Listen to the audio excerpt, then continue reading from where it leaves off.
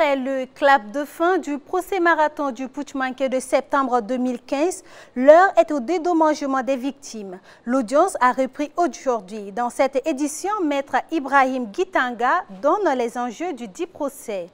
Au Soudan du Sud, des pluies d'une force exceptionnelle s'ajoutent au chaos existant. Le pays subit depuis juillet de fortes pluies et désormais, selon les Nations Unies, près d'1 million de personnes sont touchées. Un phénomène exceptionnel qui fragilise un pays dans une situation humanitaire déjà désastreuse. Ce sont là les principaux titres de l'actualité. Bonjour et merci de suivre le 12h50 de LCA. L'actualité en bref. Comme à l'accoutumée, l'opposition burkinabé a tenu son traditionnel point de presse aujourd'hui à Ouagadougou. Était au menu des échanges l'enceinte de l'insurrection populaire, le meeting de soutien au FDS, la nécessité de subventionner l'établissement des CNIB, l'inauguration des petites entreprises par le PF, ainsi que le sommet Russie-Afrique. En ce qui concerne le meeting du 26 octobre dernier, le CFOP estime que les moyens déployés lors de ce meeting laissent penser à une campagne du parti au pouvoir, le MPP. Et pour le 5e anniversaire de l'insurrection, l'opposition politique souhaite une justice afin que l'ensemble des victimes sans discrimination puissent se réconcilier et relever les défis existentiels du moment. Nous y reviendrons dans nos prochaines éditions. Une nouvelle page s'ouvre sur la diplomatie du Burkina. 7 ambassadeurs ont été reçus hier matin à Kossiam par le président du Faso. Ils sont venus présenter leur lettre de créance au président Kaboré. Cette série d'audiences marque une étape importante dans les relations entre le Burkina et ses pays. Le compte-rendu est de Bachirou Sawadogo et Oumou Konate.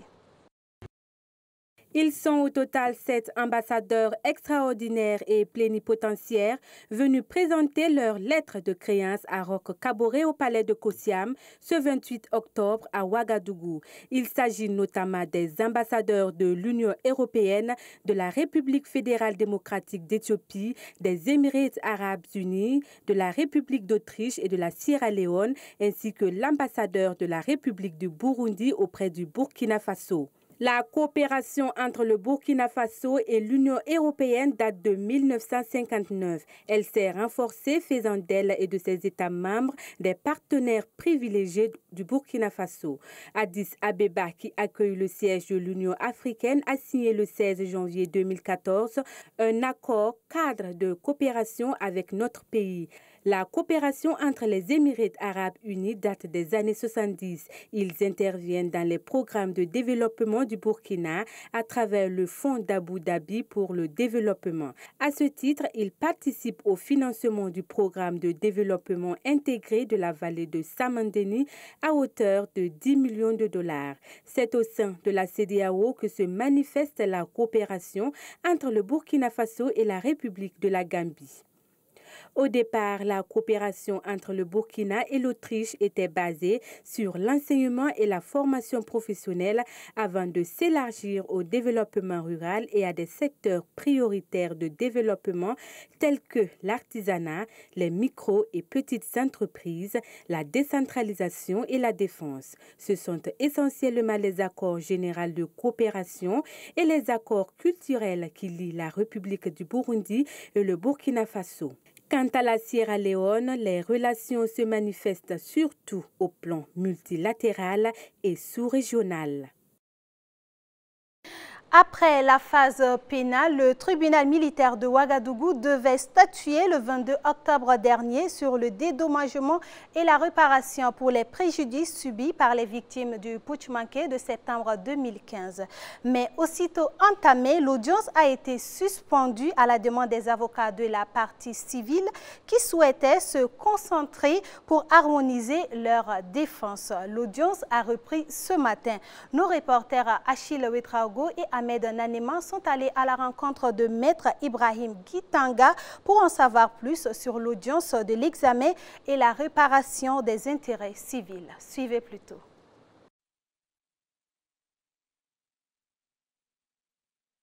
L'examen et la réparation des intérêts civils, c'est l'audience à laquelle les victimes du putsch doivent présenter leurs réclamations devant le tribunal militaire et le tribunal militaire appréciera le bien ou le mal fondé de ces réclamations et décidera de la réparation qu'il faut attribuer à chacune des victimes.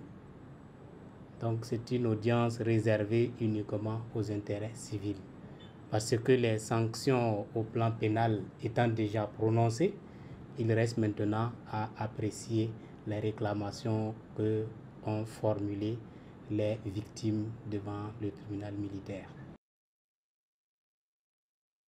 Parlons à présent du député Tahirou Bari qui était à la cité universitaire de Kosodo.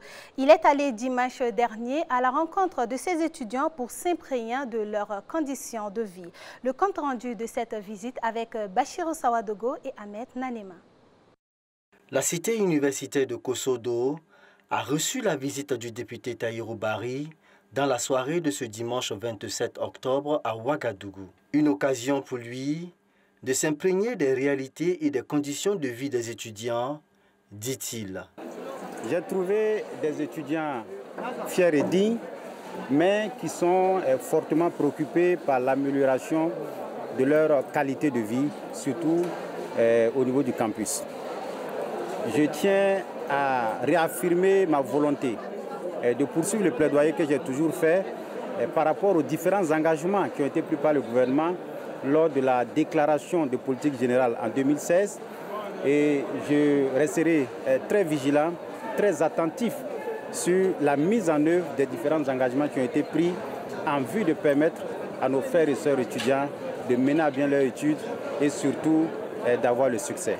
Si certains étudiants se réjouissent et gardent beaucoup d'espoir de la visite du parlementaire Tahirou Bari, d'autres n'ont pas la certitude que leurs conditions de vie et d'études seront améliorées. C'est un honneur pour nous de recevoir le député Tahirou Bari ici dans nos locaux parce qu'on ose croire et espère qu'après cette visite, on aura gain de cause sur certaines améliorations.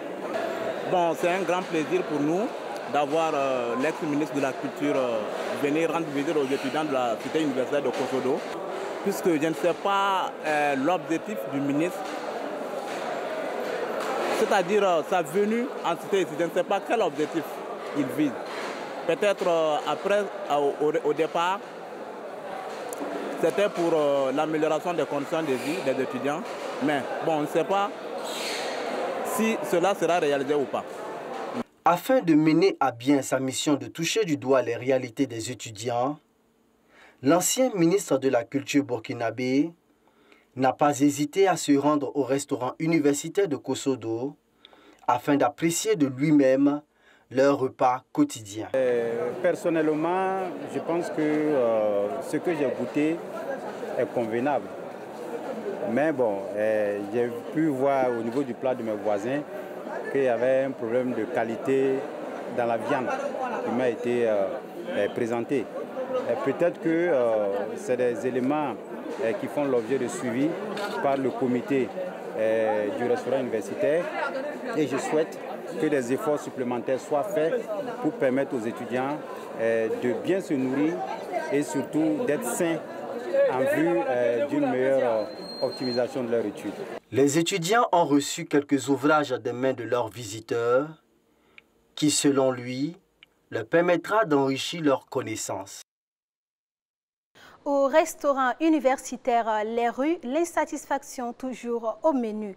La problématique de la gestion des rues et la qualité des mets servis font souvent l'objet de tensions entre étudiants et les acteurs de la chaîne de restauration. Si jusqu'à ce jour, des étudiants restent toujours insatisfaits des services offerts par Les Rues, l'on note tout de même quelques innovations. C'est le constat fait par nos reporters Bachirou Sawadogo et Ahmed Nanema.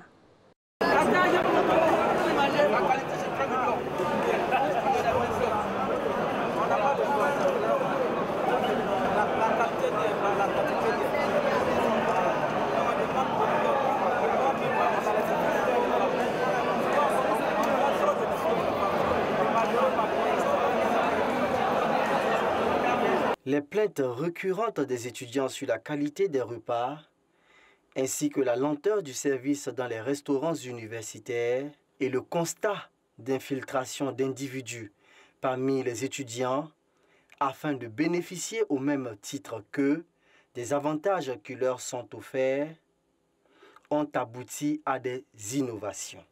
Aujourd'hui, l'attribution de cartes magnétiques aux étudiants et la mise en place d'un système de suivi de la qualité des repas ont plus ou moins amélioré les conditions de restauration des étudiants. Pour bénéficier, en tout cas, le menu, les différents plats, il faut d'abord être étudiant d'abord. Voilà. Et ensuite, maintenant, avoir une carte magnétique du riz du restaurant. Quand tu viens, tu tires d'abord ton ticket. Et quand tu tires, tu passes maintenant dans les différentes chaînes, soit la chaîne A ou chaîne B, où les différents menus sont présentés. Tu regardes qu'est-ce que tu peux prendre. Tu prends un passeport, le plateau, gobelet, cuillère, la fourchette, et tu te mets dans une chaîne. Ou soit, si c'est du riz, soit tu veux, tu le prends, haricots, déguet, de la ticket, et au fur et à mesure. Il faut tout d'abord être étudiant d'abord. Et au fur et à mesure, tu as des papiers à présenter pour qu'on t'offre la carte du restaurant. Et quand on t'offre maintenant, tu recharges cette carte-là. Mais le ticket est à 100 francs. Tu peux recharger peut-être à 1000 francs, 2000, soit à 5000. Bon, la limite c'est à 7000 francs. Et tu recharges le plat maintenant à 100 francs, quel que soit le plat. Une variété de plats sont servis aux étudiants par jour, constitués de déjeuner et de dîner. Concernant les plats qu'on sert aux étudiants, on a une gamme variée vraiment de plats. Voilà, on a le riz blanc avec beaucoup de sauce. Voilà, le sauce, ça dépend du choix. Voilà. On a le haricot qu'on fait, on a du spaghetti gras, on a des coquillettes gras, on a des crudités de coquillettes, on a du déguet, du yaourt et plein d'autres mets. On a de la soupe aussi également. Le menu, c'est en fonction de la demi-journée en fait. Voilà, parce qu'il y a le menu du déjeuner et le menu du dîner. Donc le menu du déjeuner à part, le menu du dîner c'est à part aussi. À midi, on peut les proposer genre le riz blanc. Comme vous le savez, tout le monde aime le riz. Le riz, bon, comme c'est un peu consistant, voilà, ça peut aider quand même à compenser certaines causes et puis afin de suivre bien le cours. Voilà, le riz blanc, bon, le haricot, ça c'est des menus qui ne manquent jamais. Voilà. Après, bon, il y a d'autres variétés telles que le déguet, le yaourt, les crudités de coquillettes, la soupe, voilà, et plein d'autres choses. Ce sont environ 35 000 plats qui sont servis par jour dans tous les restaurants universitaires du Burkina Faso. L'actualité hors de nos frontières nous amène au Soudan du Sud où pèsent les effets du changement climatique. Le pays subit depuis juillet de fortes pluies et désormais, selon les Nations Unies, près d'1 million de personnes sont touchées. Les régions du Nord et du Nord-Est sont particulièrement touchées. Selon l'ONU, c'est du jamais vu depuis des décennies. Des pluies records qui, selon les prédictions, devraient encore durer plusieurs semaines alors que ça devrait déjà être le début de la saison sèche. La situation est aggravée par la destruction d'infrastructures cruciales comme les centres de soins. Le pays n'est pas au bout de ses peines. Les pluies ont détruit 17 000 hectares de terre, 20 000 tonnes de nourriture, des milliers de têtes de bétail, alors que 60% de la population est déjà en situation de malnutrition. Le chiffre risque d'augmenter encore. Avec les inondations, des épidémies de paludisme, de choléra, d'hépatite A et de diarrhée sont à craindre. La gentillesse d'un collègue est un cadeau du quotidien professionnel qui fait la vie belle. Aujourd'hui, Alimata Ouedraogo, journaliste, présentatrice à LCA, souffle sur une bouchie. Toute l'équipe de LCA, par ma voix, lui souhaite un happy birthday. Quant à vous, nous vous souhaitons de passer d'excellents moments en compagnie des programmes de LCA, la chaîne au cœur de l'Afrique.